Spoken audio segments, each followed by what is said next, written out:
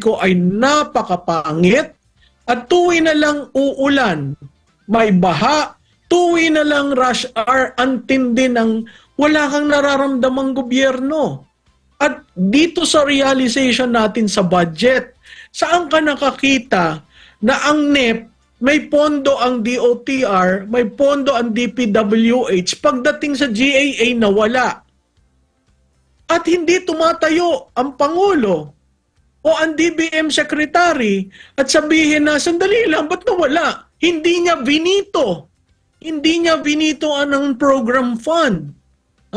Ang program appropriation. So ang tanong ko kay Mr. President, Sir, natutulog kayo sa pansitan?